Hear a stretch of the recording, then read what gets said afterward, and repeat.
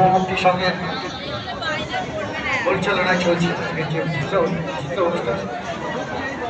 কিছু সময় আমরা রেস্টে গেছিলাম, আবারও ফিরবো আমরা গানে গানে।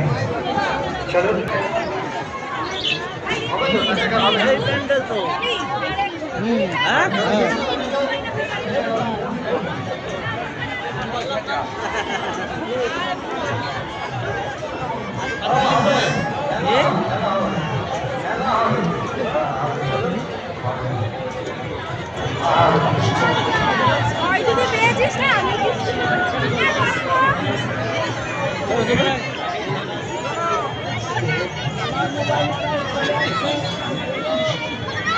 পুরো একদম পরিষ্কার।